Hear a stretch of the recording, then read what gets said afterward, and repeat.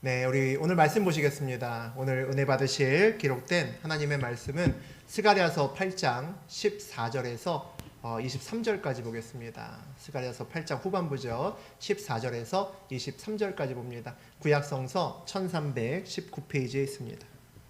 네, 저하고 여러분이 한 절씩 교독하겠습니다. 제가 먼저 14절 봉독합니다. 만군의 여호와가 이같이 말하노라. 너희 조상들이 나를 경노하게 하였을 때에 내가 그들에게 재앙을 내리기로 뜻하고 뉘우치지 아니하였으나 이제 내가 다시 예루살렘과 유다 족속에게 은혜 베풀기로 뜻하였나니 너희는 두려워하지 말지니라. 너희가 행할 일은 이러하니라. 너희는 이웃과 더불어 진리를 말하며 너희 성문에서 진실하고 화평한 재판을 베풀고 마음에 서로 해하기를 도모하지 말며 거짓 맹세를 좋아하지 말라. 이 모든 일은 내가 미워하는 것이니라. 여호와의 말이니라. 만군의 여호와의 말씀이 내가 임하여 이르시되 만군의 여호와가 이같이 말하노라. 넷째 달의 금식과 다섯째 달의 금식과 일곱째 달의 금식과 열째 달의 금식이 변하여 유다 족속에게 기쁨과 즐거움과 희락의 절기들이 되리니 오직 너희는 진리와 화평을 사랑할지니라. 만군의 여호와가 이같이 말하노라. 다시 여러 백성과 많은 성읍의 주민이 올 것이라. 이 성읍은 주민이 저 성읍에 가서 이르기를 우리가 속히 가서 만군의 여호와를 찾고 여호와께 은혜를 구하자 하면 나도 가겠노라 하겠으며 많은 백성과 강대한 나라들이 예루살렘으로 와서 만군의 여호와를 찾고 여호와께 은혜를 구하리라.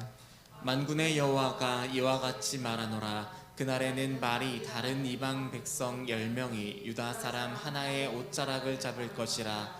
곧 잡고 말하기를 하나님이 너희와 함께 하심을 들었나니 우리가 너희와 함께 가려 하노라 하니라 하시니라. 하나님 말씀입니다. 아멘.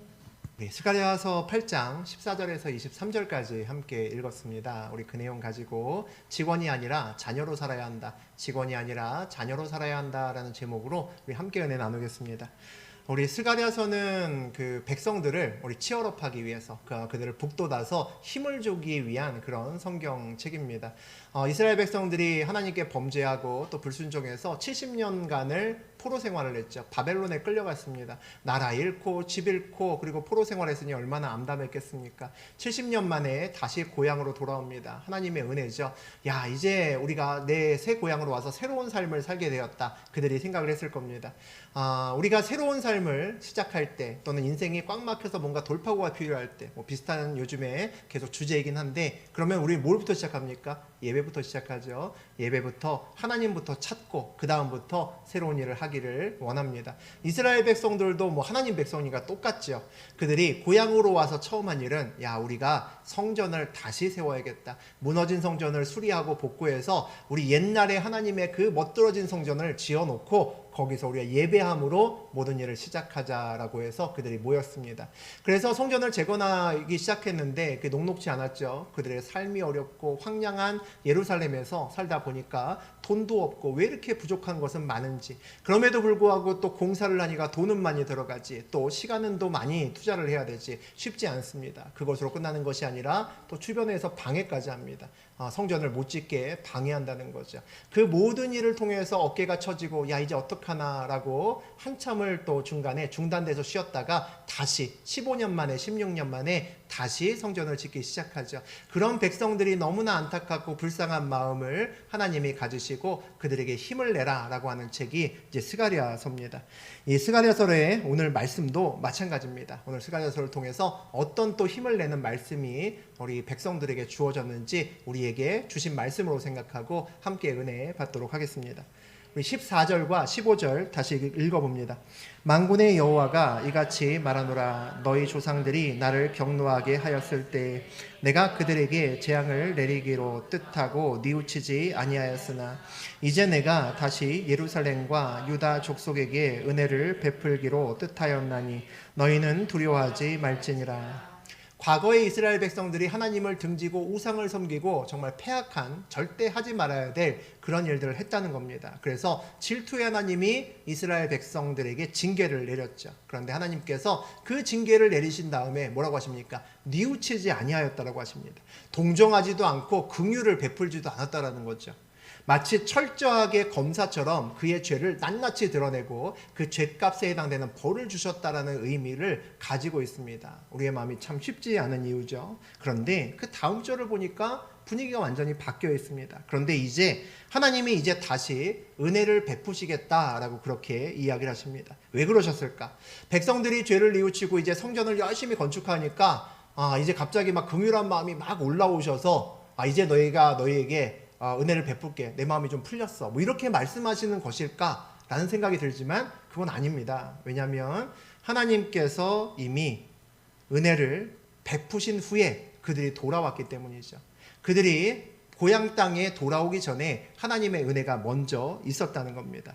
은혜를 입은 후에 고향에 돌아와서 그들이 성전을 건축하고 뉘우치고 회개하는 일은 그 다음에 일어났다는 거죠.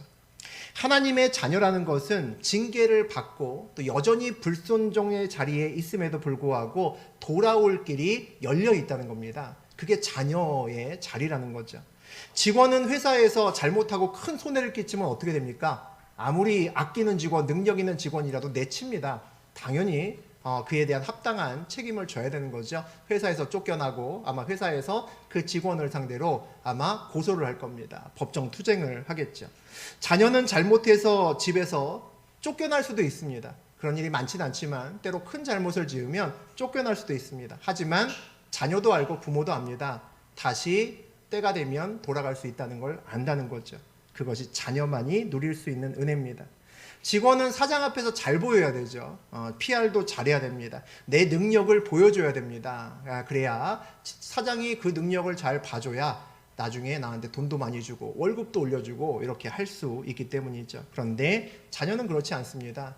능력 있는 자녀에게 돈이 더 많이 갑니까? 그렇지 않을 수도 있습니다.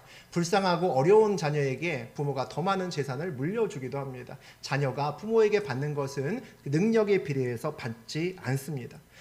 많은 아마 재산을 부모에게서 받는 사람은 부모의 뜻에 순종하면서 부모의 뜻을 잘 이루어 나가는 자녀가 가장 많은 재산을 아마 받을 수 있을 겁니다. 자녀는 이익에 따라 사는 것이 아니라 부모의, 아버지의 뜻을 따라 살아야 된다는 거죠. 하나님은 항상 뜻에 따라 사는 자녀를 주목하시고 그에게 하나님의 은혜를 더 부으신다라는 생각이 듭니다.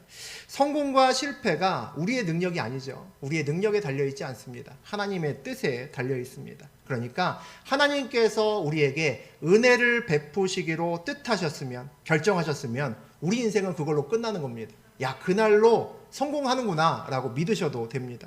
그 다음에 내가 분명히 하나님께서 나에게 은혜를 베푸시기로 뜻을 정하셨다라는 것을 내가 들었으면 그 다음부터는 내 앞의 인생길은 누리면 됩니다. 자세가 바뀐다는 거죠. 자녀에게 재앙을 준비하는 부모는 없습니다. 하나님이 우리의 아버지라는 것을 믿는 사람은 그래서 항상 내 앞에 은혜가 있음을 믿을 수 있습니다. 하나님께서 우리에게 은혜를 베푸시기로 뜻을 정하셨다는 것은 그러니까 너무나도 당연하다는 거죠. 그런데 우리 신앙생활하면서 하나님을 CEO로 모시고 직원으로 사는 사람들이 생각보다는 많다라는 생각이 듭니다. 하나님께 어떻게든지 잘 보여서 은혜를 받으려고 애쓰는 사람들이 간혹 눈에 보이기도 합니다. 하나님께서 막 불쌍하게 여겨서 하나님 앞에서 굉장히 불쌍하게 보여서 하나님의 긍휼과 막 동정심을 막 이끌어내려고 노력하는 그런 경우들도 가끔 있습니다. 모두 다 직원으로 사는 거죠. 하나님이 원하시는 모습이 아닐 겁니다.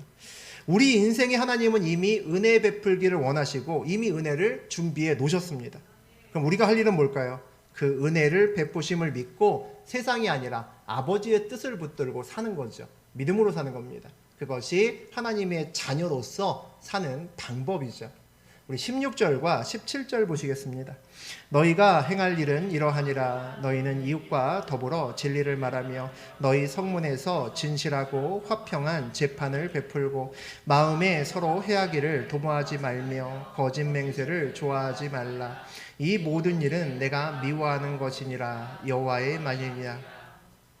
바벨론에서 돌아와서 정말 힘들게 먹고 살기 힘든데도 막 쥐어 짜내가면서 시간을 내고 또 제물을 드리면서 성전 건축을 하고 있는 이스라엘 백성들에게 힘내라라는 오늘 말씀이 주어집니다. 근데 그 힘내라는 내용을 보니까 이웃과 더불어서 너희 주변과 더불어서 진리의 말씀을 전하고 하나님 말씀을 나누라는 거죠. 복음을 전하고 성 함께 나누면서 기뻐해라라고 말씀하십니다. 늘 말씀으로 판단하고 서로 간에 화평하고 평화를 누려라라고 이야기하십니다. 그리고 또 뭐라고 말씀하십니까? 늘 사랑으로 대하고 거짓 맹세하지 말아라 이런 말씀을 주십니다. 아니 힘들어 죽겠는데 지금 되게 어렵잖아요. 그러면 그렇게 힘든 우리를 치열업하시고 싶으시면 파이팅하게 만들고 싶으시면 돈을 주셔야 되는 거 아닐까라는 생각이 드는 거죠. 우리가 시간이 없고 힘이 부족하니까 용병을 좀 이렇게 어떻게 모아주셔서 함께 성전을 건축할 인력을 보내주시던가 해야지. 이건 또 뭔가라는 생각이 듭니다. 그냥 이 주변과 더불어서 은혜를 나누고 또 진리의 말씀을 나누고 거짓으로 맹세하지 말고 이런 것은 우리를 치열업하는 것과는 좀 거리가 먼 것 같이 느껴진다는 거죠. 만약 그런 생각이 동일하게 드신다면 하나님 앞에서 직원으로 살고 계신지도 모르겠습니다. 직원은 늘 뭐를 구합니까? 사장을 만나면 필요한 것을 구합니다. 무언가를 자꾸 내놓으라 그러고 이걸 해주면 내가 더 잘할 수 있다라고 PR을 합니다. 자녀는 어떻게 합니까? 하나님이 아버지가 충분히 많이 가지고 있다면 아버지에게 필요한 것은 당연히 주실 것을 압니다. 아버지가 무엇을 하라고 하면 당연히 나에게 이걸 시켰으니까 모자라고 부족함 없이 채워질 것을 믿습니다. 그러니까 하나님께서 나에게 무엇을 주실까에 관심이 있는 것이 아니라 하나님의 뜻이 정확히 무엇인가에 관심이 있습니다. 그 뜻을 따라가면 필요한 것은 반드시 채우시기 때문이죠. 오늘 그런 말씀을 하신 다음에 하나님이 마지막에 뭐라고 말을 덧붙이셨냐면 이 모든 일은 내가 미워하는 것이니라 여호와의 말이니라 라고 되어 있습니다. 하나님이 미워하는 것과 좋아하는 것이 있는데 그것을 늘 기억하라는 겁니다. 그리고 좋아하는 것만 하라고 말씀하시는 거죠. 다시 말하면 늘 하나님 앞에 서 있으라는 겁니다. 하나님 앞에 선다는 것은 무슨 얘기입니까? 매사에 우리 앞에 서 있는 많은 결정 앞에서 하나님이라면 어떻게 하셨을까? 예수님이라면 이것을 어떻게 처리하셨을까를 늘 생각하고 사는 겁니다. 그것이 하나님 앞에 선자의 고민이죠. 우리가 하나님과 함께 사는 것은 그런 겁니다. 오늘 하나님께서 이스라엘 백성들에게 말씀을 아까 주셨죠. 하나님께서 은혜를 베푸시기로 이미 결정하셨다라는 내용이 아까 15절에서 우리가 함께 봤습니다.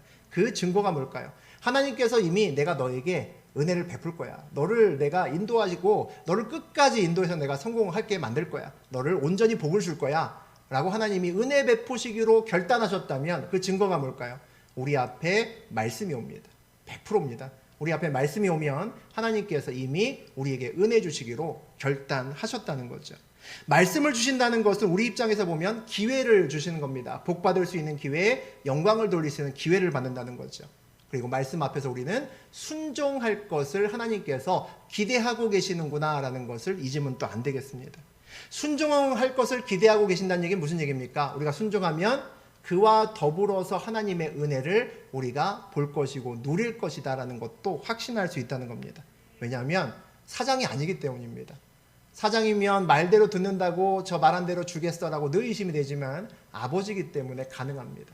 아버지는 우리 앞에 늘 기회를 주시고 그것을 성취하게 하시고 풍성히 우리에게 주시는 것을 좋아하시기 때문이죠. 이 자리에서 예배드리시는 분들 중에서 이미 하나님께서 나에게 말씀을 주신 분들이 계십니다. 말씀을 받았다는 것은 하나님께서 이미 나에게 은혜를 베푸실 것을 결정하셨다는 겁니다. 뜻을 이미 세우셨다는 겁니다. 그러니까 직원으로 불안하게 살지 말고 직원으로 어떻게 하면 좋을까? 이거 설마 될까 안 될까를 생각하지 말고 자녀답게 믿음으로 반응하셔서 예비하시는 은혜를 누리며 사는 저하고 여러분 되셨으면 좋겠습니다. 하나님은 늘 말씀을 먼저 주시고 우리가 믿음으로 반응하는 것을 기다리십니다. 그래서 하나님을 사장으로 모시고 직원으로 살면 말씀의 성취가 그만큼 더 느려집니다. 더 오래 걸린다는 거죠. 직원은 절대로 믿음으로 발걸음을 떼지 않습니다. 아마 사업하신 분들은 알 겁니다. 직원은 돈을 줘야 움직입니다. 직원은 분명한 이익을 대가를 줘야 움직입니다. 월급 주지 않고 무언가 일을 시키면 안 합니다. 어디 출장 보내면서 출장비 안 주면 안 갑니다. 줘야 가는 거죠. 직원은 항상 그렇습니다. 우리 하나님은 그런데 아버지시면서 후불제로 주실 때가 많습니다. 아시죠? 예. 늘 말씀을 먼저 주십니다. 말씀을 먼저 주시고 아버지의 복은 뒤에 있을 때가 많습니다. 그래서 주신 말씀이 우리의 삶에서 이루어지기를 원하면 우리가 믿음으로 말씀을 붙들고 삶에서 살아내야 됩니다. 아버지가 기다리고 있다는 거죠. 우리가 그렇게 살기를 기다리고 계십니다. 출애굽했던 이스라엘 백성들이 약속의 땅으로 들어가기 위해서 그 사이에 광야가 있었는데 40년이나 걸렸습니다. 우리 다 아는 것처럼 굉장히 오래 걸렸죠. 바로 가면 몇 주 안에도 갈 수 있는 그런 길인데 돌아서 40년 만에 허락하셨습니다. 출애굽하기 전에 이스라엘 백성들은 애굽에서 살았습니다. 그의 뭘로 살았죠? 그들의 신분은 노예로 살았습니다. 다 아시는 것처럼 노예로 산다는 것은 어찌 보면 현대사회에서 바로 왕을 CEO로 모시고 직원으로 살았다는 겁니다. 일하고 그에 대한 삭을 받으면서 살았다는 거죠. 그러다가 하나님의 은혜를 봅니다. 하나님의 은혜로 그들이 바로에게서 해방되고 하나님의 백성이 됩니다. 하나님의 백성이 된 다음에 처음으로 그들이 먹고 누렸던 것이 뭡니까? 만나였습니다. 만나가 40년 동안 하루도 빠짐없이 내렸다라는 것을 우리가 성경에서 볼 수가 있는데, 만나가 이스라엘 백성들이 열심히 믿음으로 반응해서 얻었나요? 아니잖아요. 그냥 주어졌습니다. 그들이 중간에 막 금송아지를 섬기기도 했죠. 그리고 하나님을 정말 불평하기도 했습니다. 그날은 만나가 안 내렸습니까? 아닙니다. 그날도 만나가 내렸다는 거죠. 만나가 내렸다는 것은 하나님의 은혜 안에 있다는 겁니다. 무슨 얘기입니까? 직원으로 있다가 이제 광야 생활을 하는 중에 그들이 온전한 자녀로 바뀌어야 된다는 겁니다. 그것이 광야의 시간이라는 거죠. 그러니까 직원으로 사는 것에 너무 익숙해져 있으면, 노예로 사는 것에 너무 익숙해져 있으면 약속의 땅에 들어가서도 주인으로 살지 못합니다. 하나님의 자녀로 살지 못하죠. 그러니까 광야의 시간 동안이 길어질 수밖에 없습니다. 직원으로 있다가 자녀로 사는 데까지의 삶이 오래 걸린다는 거죠. 우리도 빨리 쓰임 받고 싶다라고 생각하시는 사람이 너무나 많습니다. 저도 그렇죠. 빨리 쓰임 받고 싶다. 저도 생각을 합니다. 그런데 그러려면 가장 기본적으로 우리가 하나님 앞에서 어떻게 살아야 됩니까? 직원이 아니라 자녀로 설 수 있어야 되고 자녀답게 살 수 있어야 됩니다. 그래야, 자녀가 돼야 믿음으로 살 수 있기 때문입니다. 자녀가 안 되면 믿음으로 살지 못합니다. 자녀가 안 되면 늘 불안하고 하나님을 사장으로 모시면서 늘 세상의 것들을 구하면서 평생 살아갑니다.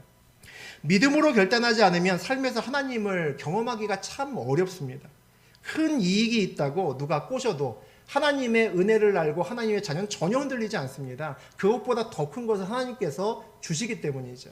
불법에 시달려서 그것에 따라가서 큰 이익을 얻고자 해도 그런 마음이 전혀 생기지 않습니다. 하나님을 믿고 손해를 봐야 채우시는 역사를 경험을 하죠. 하나님을 믿고 서러움을 겪을 때가 있어야 나를 높이시는 하나님을 우리가 볼 겁니다. 그러니까 하나님 앞에서 직원으로 살면 얻을 것이 별로 없습니다. 늘 세상 사람들과 똑같이 살면서 하나님께 와서 중간중간에 기도하고 예배드리는 것만 더할 뿐입니다. 그게 교회에서 직원으로 사는 삶이죠. 그렇게 살면 안 되죠. 하나님께서 우리를 노예 생활에서 마찬가지로 출애굽시키시고 새로운 생명을 우리에게 주시고 구원하신 것은 세상에서 더 이상 직원으로 살지 말고 우리가 하나님의 자녀로 살기를 원하시기 때문에 그렇게 부르셔서 여러분을 이 자리에 앉혀 놓으신 겁니다. 과거나 지금이나 말씀은 변하지 않습니다. 출애굽 때 백성에게 주어진 말씀이나 오늘날 우리에게 주어진 말씀이나 수천 년이 지나도 그 말씀의 본질은 같습니다. 문제는 늘 우리에게 있는 거죠. 우리가 직원으로 살면서 늘 필요한 거 구하고 또 구하다가 광야에서 우리 인생길을 마무리할 것인지, 아니면 자녀로 살면서 먼저 뜻을 구하고 채우실 것을 믿으며 약속의 땅으로 담대하게 걸어갈 것인지는 저하고 여러분이 결정하고 결단해야 될 일입니다. 우리 18절과 19절 읽어봅니다. 만군의 여호와의 말씀이 내게 임하여 이르시되, 만군의 여호와가 이같이 말하노라. 넷째 달의 금식과 다섯째 달의 금식과 일곱째 달의 금식과 열째 달의 금식이 변하여 유다 족속에게 기쁨과 즐거움과 희락과 절기들이 되리니 오직 너희는 진리와 화평을 사랑할지니라. 스가랴에게 계속 이제 말씀이 임하고 있습니다. 이제 금식 얘기가 나왔죠. 이스라엘 백성들이 그동안 4번째 달, 5번째 달, 7번째 달, 10번째 달에 금식을 했다라고 이야기를 합니다. 이 금식은 사실은 옛날 조상들은 하지 않았던 금식입니다. 다시 말하면 모세 시대에 보면 이 시기에 금식하지 않았습니다. 그러니까 그들이 새롭게 금식의 어떤 그것을 만들어냈다는 거죠. 그 이유가 있습니다. 10월의 금식은 예루살렘이 포위했을 때의 금식입니다. 그러니까 바벨론이 와서 예루살렘을 둘러쌌던 그 슬픈 일을 기념하는 달이 10월 달입니다. 그리고 4월 달에는 그 단단했던 성벽이 뚫렸던 그 금식입니다. 그날을 기념하기 위한 금식이죠. 5월은 그들이 성벽을 무너뜨리고 들어와서 성전을 무너뜨렸습니다. 하나님의 성전이 무너지는 것을 봐야 했던 그 마음, 안타까운 마음을 기념하기 위한 금식이 5월의 금식입니다. 7월은 성전도 무너지고 모두 다 포로로 잡혀갑니다. 애굽으로 피신하고 여기저기로 가죠. 그 사이에 우리가 7장을 다루었을 때 얘기했던 것처럼 그달랴라고 불렸던 유다 총독이 그때 암살을 당합니다. 그 모든 것을 기념하기 위해서 10월달 그리고 4월, 5월, 7월 금식이 있다라고 보시면 되겠습니다. 나라와 성전을 잃은 그 슬픔을 안고 금식을 한다는 거죠. 근데 오늘 뭐라고 얘기를 하시냐면 하나님이 금식이 변하여 유다 족속에게 기쁨과 즐거움과 희락의 절기들이 된다라고 그렇게 말씀하십니다. 보통 금식은 언제 하십니까? 우리도 금식하죠. 우리 금식은 앞에 아주 난감한 일이 있을 때 우리가 금식을 합니다. 야, 이거 어떡하지? 큰일 났다. 하늘이 노래질 때 우리가 보통 금식을 합니다. 그런데 절기라는 것은 뭡니까? 명절입니다. 축제죠. 우리로 말하면 설날이나 추석과 같은 명절입니다. 그날은 가족끼리 다 모여서 잔치하고 즐거운 거 먹는 날이죠. 이스라엘의 절기도 마찬가지라고 보면 됩니다. 금식이 변해서 절기가 됐다는 것은 무슨 얘기입니까? 과거의 아픔을 더 이상 느끼지 않아도 되고 더 이상 금식할 필요 없다라는 이야기와 같습니다. 우리가 일제강점기에 있었을 때는 우리의 조상들은 일제강점기에서 인생을 살아갔던 사람들은 한국이 조선이 그때는 조선이죠. 일본에게 먹혔던 날 고종이 가서 사인하고 내 나라는 당신 겁니다 하고 넘겨줬던 그날을 기념해서 슬피 울었을 겁니다. 그리고 우리가 역사책에서 보는 명성황후나 이런 사람들이 죽었을 때 그것을 기념해서 슬피 백성들이 또 울었을 겁니다. 그런데 해방되니까 어떻게 됩니까? 다 잊어먹었죠. 우리는 뭘 지킵니까? 광복절을 지킵니다. 3.1운동 했던 3.1절을 지키면서 박수치죠. 모든 그전의 아픔은 과거에 물론 남아있지만 이제 그것을 위해서 더 이상 금식하거나 더 이상 그것을 애태우지는 않아도 됩니다. 이제 우리는 해방된 것을 즐기고 박수치는 세대가 되었다는 거죠. 광복절을 지킨다는 것은 이제 더 이상의 압제와 슬픔에서 벗어났고 그것을 우리의 삶에서 적용시키지 않아도 된다는 이야기입니다. 금식의 기간이 기쁨의 절기가 된다는 것이 구체적으로 무엇인지에 대해서 하나님께서 20절에서 23절까지 말씀하십니다. 우리 함께 읽어보죠. 만군의 여호와가 이와 같이 말하노라. 다시 여러 백성과 많은 성읍의 주민이 올 것이라. 이 성읍 주민이 저 성읍에 가서 이르기를 우리가 속히 가서 만군의 여호와를 찾고 여호와께 은혜를 구하자 하면 나도 가겠노라 하겠으며 많은 백성과 강대한 나라들이 예루살렘으로 와서 만군의 여호와를 찾고 여호와께 은혜를 구하리라. 만군의 여호와가 이와 같이 말하노라. 그날에는 말이 다른 이방 백성 10명이 유다 사람 하나의 옷자락을 잡을 것이라. 곧 잡고 말하기를 하나님이 너희와 함께 하심을 들었나니 우리가 너희와 함께 가려 하노라 하리라 하시니라.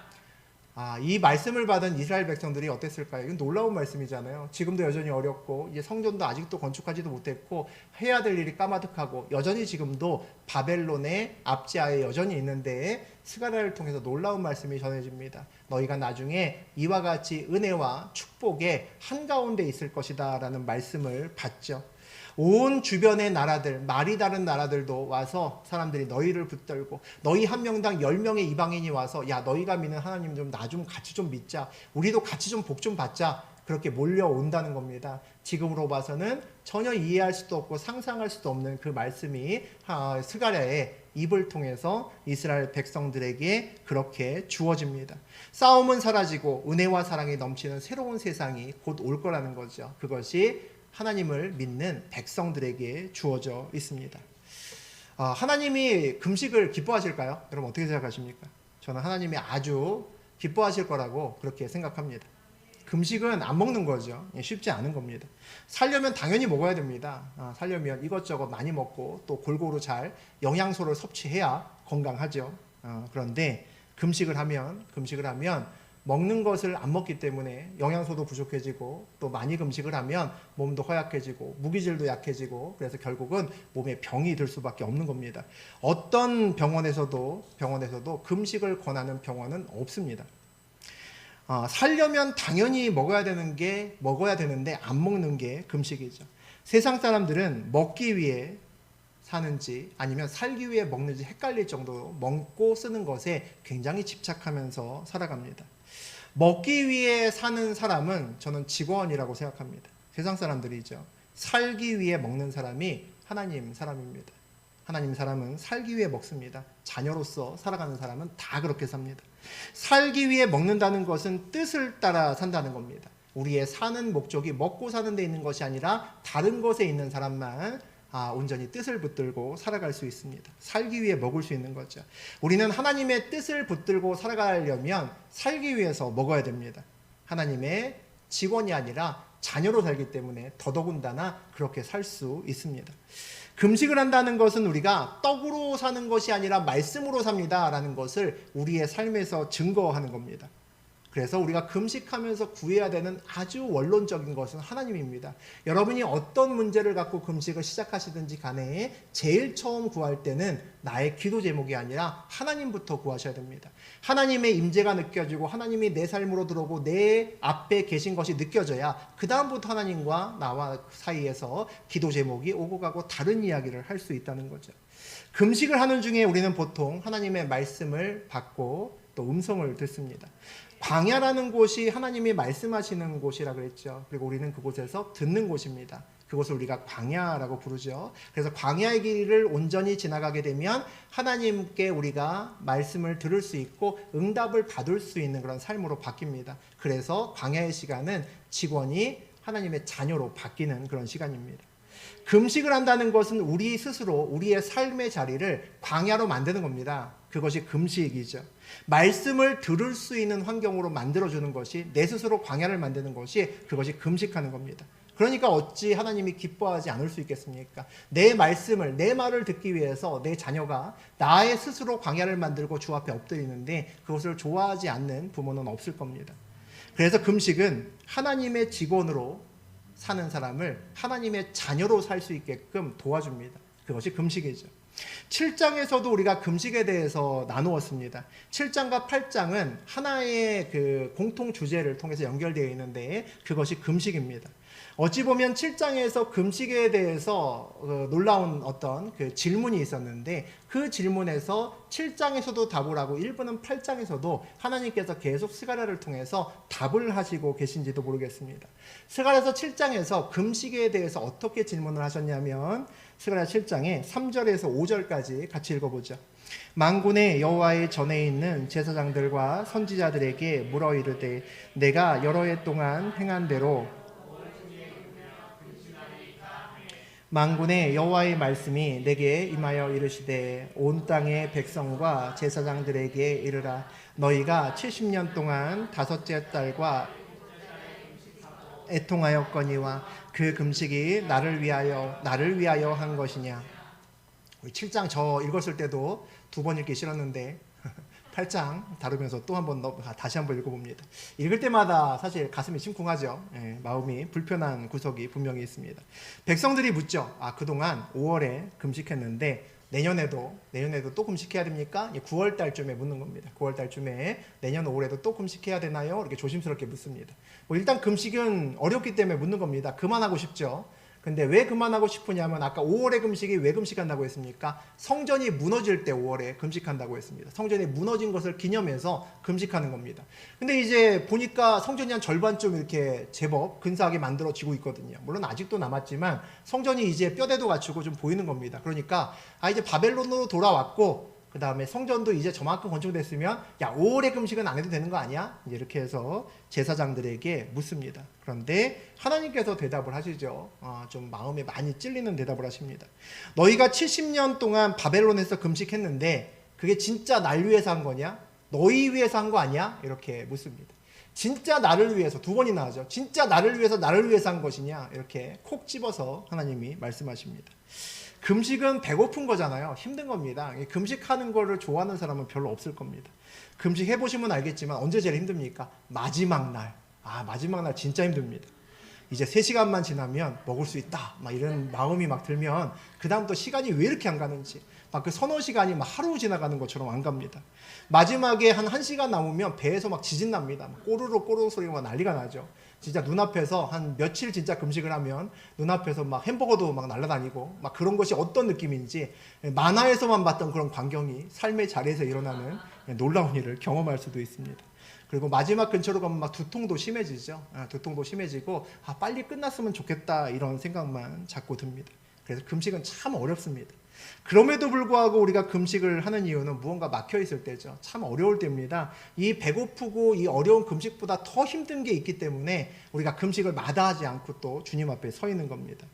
하나님 좀 이것 좀 해결해 주시면 안 될까요? 그런 마음으로 우리가 금식을 한다는 거죠. 대부분 우리 앞에 있는 문제 때문에 우리가 금식을 하는 경우가 대부분입니다.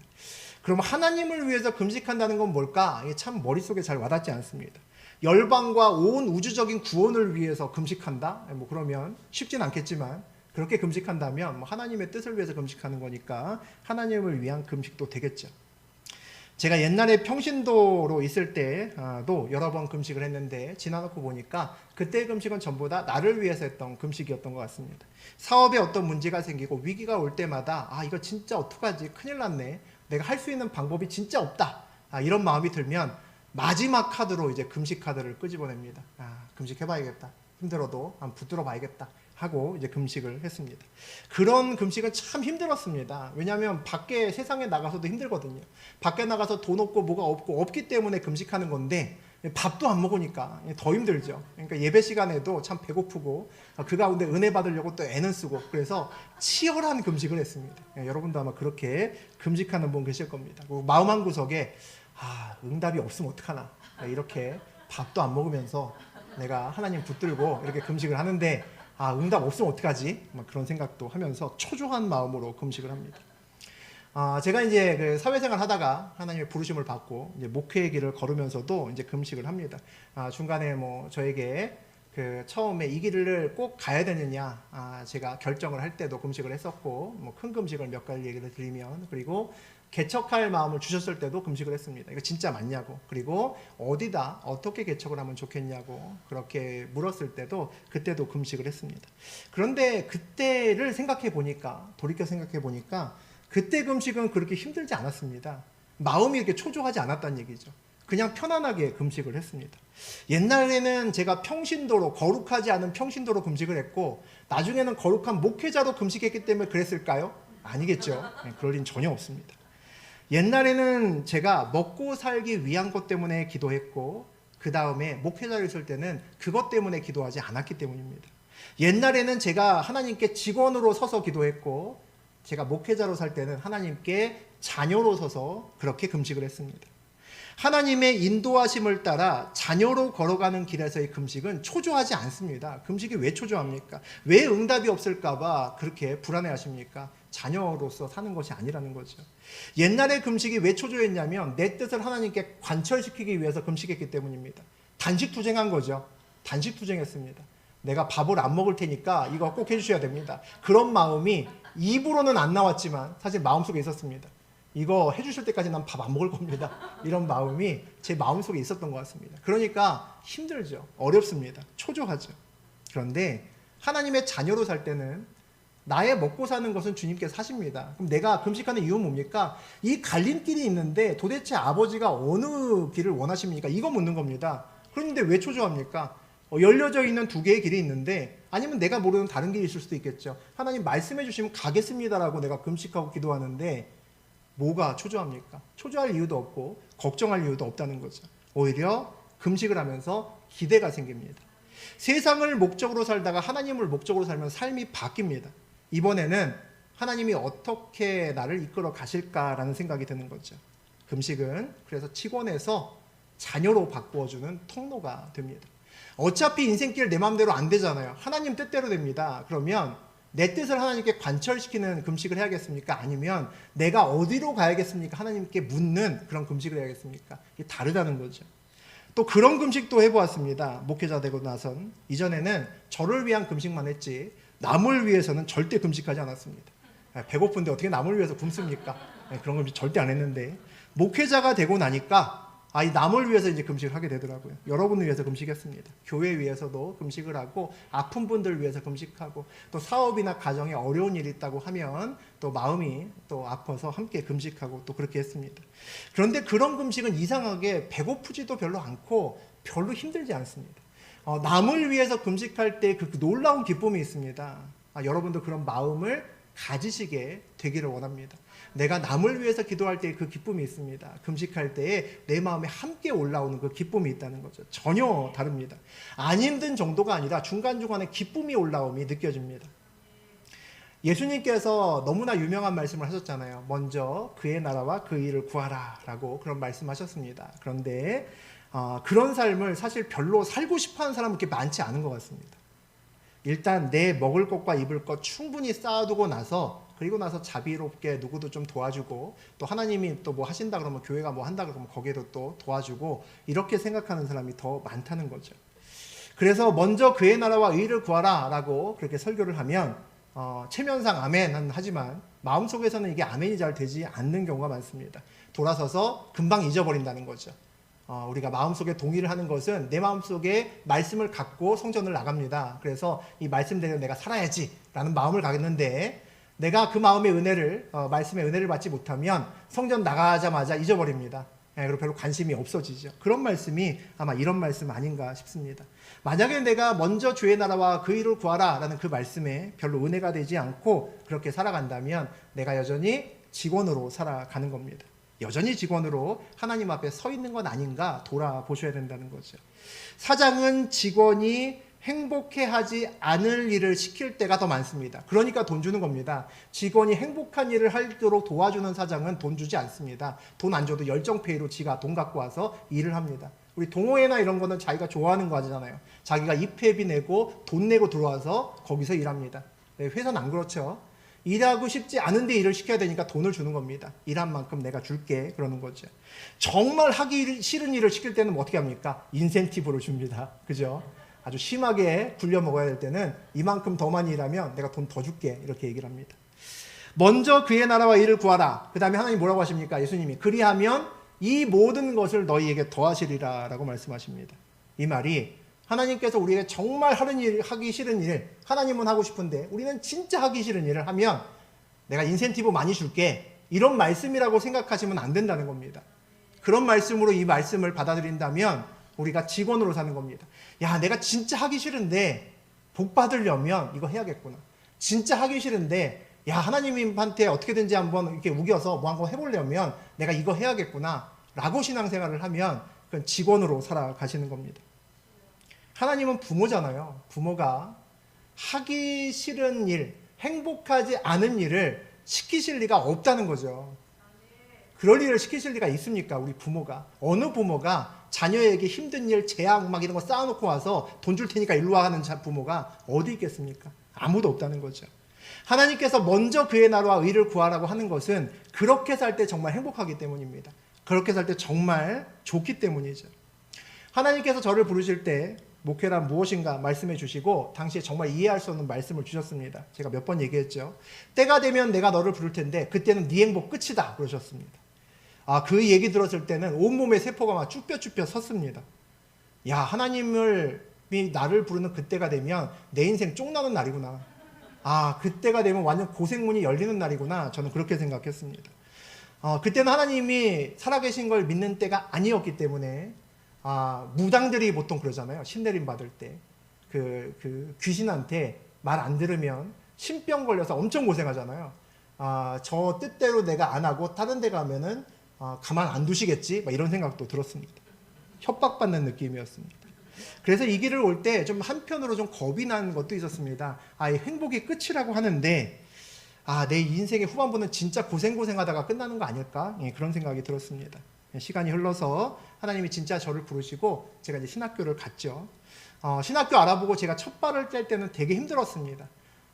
나이가 적기는 하나 45살에 나 다른 거 해도 잘 먹고 잘 살 수 있는데 내가 이 길을 왜 가야 되지? 목사가 부족한 것도 아니고 막 온갖 생각 다 하면서 그렇게 첫 발을 뗐습니다. 근데 막상 걷다 보니까 이게 아주 재밌고 쏠쏠한 기쁨이 막 올라오는 겁니다. 걷다 보니까 마음도 편해지고 놀라운 기쁨 때문에 정말 즐거웠던 때가 한두 번이 아닙니다. 옛날에는 내 행복과 돈 많이 벌고 높은 자리에 올라가고 막 사장 되고 막 누가 내 차문 열어주고 막 이런 거 되게 좋아했거든요. 물론 겉으로는 안 좋아하는 척했지만 속으로는 되게 좋아했었습니다. 그런데 하나님을 만나고 나니까 모든 것이 이제 바뀌기 시작하더라고요.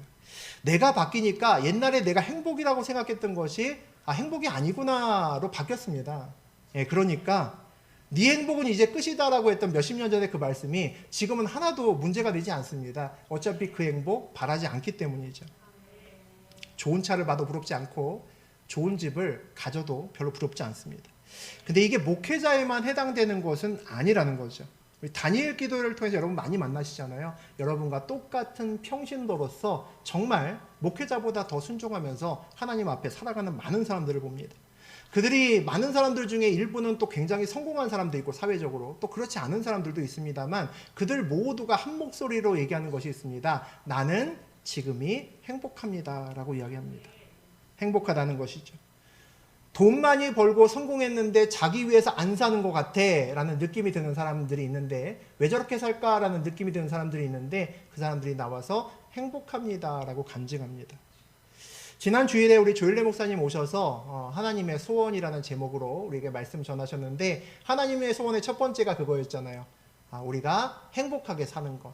그게 하나님의 소원 중에 제일 첫 번째로 말씀을 하셨습니다. 왜 그러실까요? 우리가 하나님이 우리 부모기 때문이죠. 우리가 자녀기 때문입니다. 부모가 자녀가 행복한 것보다 더 기쁜 게 뭐 있겠습니까? 정말 행복하게 살기를 원하는 부모의 마음이 하나님 마음이라는 거죠. 그런데 우리는 인생을 살아가면서 더 행복하게 살기 위해서 무언가를 붙듭니다. 우리가 정말 밤잠 안 자고 일하는 것도 행복하기 위함이고 내가 더 많은 월급 받기 위해서 일하는 것도 행복하기 위함이고 내가 이런저런 더 많은 것들을 자격증을 따는 것도 역시 내가 행복하기 위해서 그렇게 합니다. 그렇게 열심히 살아가고 돈을 더 많이 벌면 행복할 것 같은데 그렇지 않습니다. 이게 참 놀라운 거죠. 어떤 사람은 그렇게 얘기를 합니다. 돈을 많이 벌어봤으니까 벌어본 사람은 그렇게 얘기를 하지만 나는 그만큼 벌지 않았으니까 그렇게 생각하지 않아 라고 얘기를 하는데 그렇지 않습니다. 여러분의 삶도 마찬가지일 겁니다. 옛날보다 내가 지금 얼마나 많이 벌고 있다. 옛날보다 더 많이 벌었다면 그 번만큼 행복합니까? 그렇지 않습니다. 300만 원 벌던 사람이 1000만 원 벌면 700만 원어치만큼 더 행복해야 되잖아요. 잠깐 행복합니다. 잠시 후면 300만 원대 행복하지 않았던 사람은 똑같은 행복의 크기만큼 돌아갑니다. 정말 신기합니다. 거의 관성의 법칙입니다. 돈이 더해지면 잠깐 행복한데 다시 원래대로 돌아갑니다. 그러다가 1000만 원 벌다가 1500만 원 벌면 500만 원만큼 더 기뻐야 되는데 아닙니다. 300만 원대 행복했던 사람이 1000만 원 벌어도 행복하고 2000만 원 벌어도 행복한 겁니다.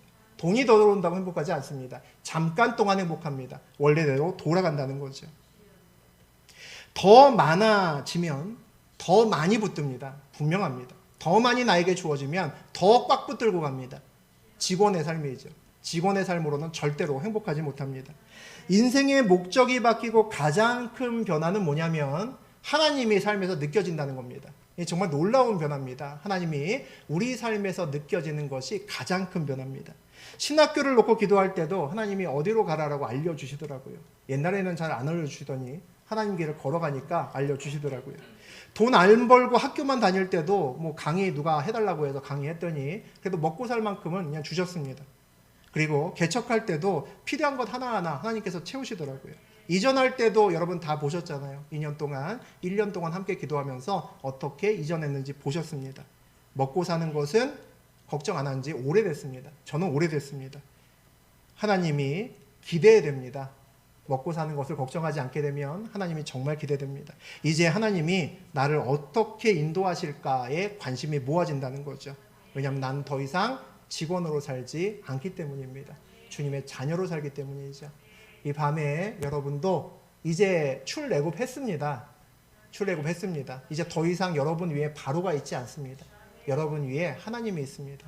더 이상 직원으로, 노예로 그 돈에 휘둘려 또 다른 것에 휘둘려 살지 않으셔도 됩니다. 하나님께 정말 믿음으로 살아보면 하나님께서 주신 은혜가 뭔지 압니다. 그럼 내가 금식을 해도 다르게 할 수 있고 내가 오늘 하루를 살아도 다른 마음으로 살 수 있습니다. 내 마음이 천국이라는 것이 어떤 느낌인지 하나님의 인도하심을 받는 사람은 압니다. 내가 기도할 때마다 하나님이 응답하시고 그 주의 길을 걸을 때 내가 필요한 것마다 하나님이 채우심을 알면 아, 다음에는 어디로 갈까? 어디로 인도하실까가 기쁘게 느껴진다는 거죠. 기대하게 됩니다. 직원으로 사는 것이 아니라 자녀로 살면서 하나님을 기대하는 인생길 사시는 저하고 여러분 되시기를 주의 이름으로 축복합니다.